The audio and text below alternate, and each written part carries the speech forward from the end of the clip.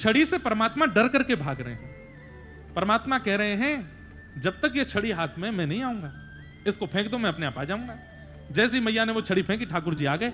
अब ठाकुर जी जैसे ही गले लगे, थोड़ी देर तो मैया ने हृदय से लगा के रखो, अरे मेरो लाला देख, अब मैं, मेरी हार ठीक है गई, मेरी सांस ठीक है गई, अब मैं ठीक है गई। थोड़ी देर में मैया को याद आई, अरे यशोदा आज या को लाड़ना है करना, आज तो या की पिटाई करनी है। मैया ने तुरंत खड़े के लाला पकड़, अब आएगा पकड़ में, अब तो को बांधूंगी मैं। और यशोदा मैया पकड़ के ले गई, लाला उखल में बांध दिए। पहले बहुत देर तक तो रस्सी से बंध नहीं पाए, परमात्मा को कौन बांध सकता है, लेकिन तभी बांधने वाली यशोदा है। जो दूसरों को यश प्रदान करे वो यशोदा। यह गुण जिसमें होगा, जो दूसरों को यश देने वाला हो, उससे बंध जाते हैं ठाकुर जी। बंध गए। यशोदा मैया चली गई। आज ना तो रोटी मिलेगी, ना मक्खन मिलेगा, ना दूध मिलेगा, खड़ो रहे धूप में, बहुत उद्यमी है तो जा रहा है। छोटे से ठाकुर जी चुपचाप खड़े हैं, लाल गाल पड़ गए हैं धूप की किरण के कारण, प्रश्वेत के बिंदु माथे पर छटक रहे हैं। तभी इंद्रदेव बादल भेज देते हैं, सूर्य की ओट आ जाती है ताकि ठाकुर जी को ग्रीष्म ना लगे। पवन देव मंदम मंदम सौंधी हवा बहाने लगते हैं, ठाकुर जी को गर्मी लग रही है। देवता आकाश से कहते हैं, नाथ हम खोल दें?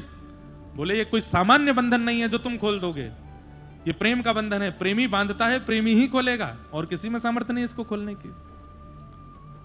जो बांधो सोई खोले।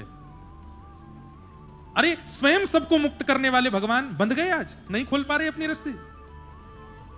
क्यों? क्योंकि प्रेम पाश है वो यशोदा ने बांधा है। ऐसे प्रेम पाश में सूरदास जी ने भी बांधा है, मीराबाई ने भी बांधा है, सब भक्तों ने प्रेम पाश में बांधा है ठाकुर जी को। ठाकुर जी बंध भी गए, ठाकुर जी बंध जाते हैं प्रेम पाश में। चल करके जैसे ही आगे बढ़े, दो वृक्ष खड़े थे, दोनों का स्पर्श किया। कुबेर के पुत्र दोनों जो शापित थे नारद जी के द्वारा, प्रकट हो गए, नलकुवर और मणिग्रीव। दोनों ने भगवान की स्तुति गाई।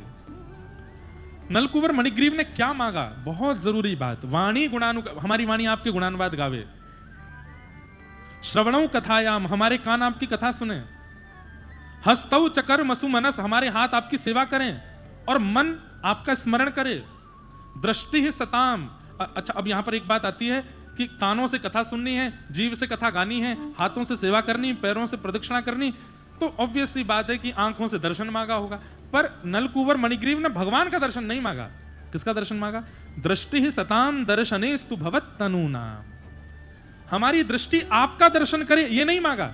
आपके जो तनु हैं, मतलब आपके भजने वाले, आपके पुत्र यानी कि आपके संत, आपके महात्मा, आपको निरंतर भजने वाले साधु, उनका दर्शन हमारे नेत्रों को हो, नाथ ऐसी कृपा करो। कथा आपकी सुननी है, गुणानुवाद आपका गाना है, सेवा आपकी करनी है, परिक्रमा आपकी करनी है, पर दर्शन आपके साधुओं का करना है। ये विशेष बात है नलकुवर मणिग्रीव के। संत दर्शन मांगा, भगवान ने दोनों को मुक्त किया। वृक्ष गिरने की आवाज हुई, सब ब्रजवासी दौड़ करके आए, ठाकुर जी को उड़ुखल से खोला।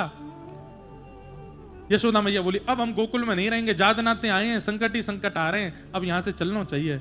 और कहां जाएं? तब नंद बाबा के भैया उन्होंने बताया, वनम वृंदावनम नाम पशव्यम नवकाननम, एक नवीन वन है जिसका नाम है वृंदावन, वहां चलो। सबके सहित, सब गोकुलवासियों के सहित ठाकुर जी वृंदावन को प्रस्थान कर गए। वृंदावन का निर्माण ब्रह्मा जी ने नहीं किया, वृंदावन का निर्माण विश्वकर्मा ने नहीं किया, वृंदावन का निर्माण विधाता ने नहीं किया, वृंदावन का निर्माण हमारी श्री प्रिया जी किशोरी जी ने किया है। नित्य गोलोक धाम में वृंदावन विराजमान रहता है। ठाकुर जी के अवतार की पूर्णता के लिए वृंदावन धरा धाम पर आया है। वृंदावन का निर्माण किशोरी जी के द्वारा।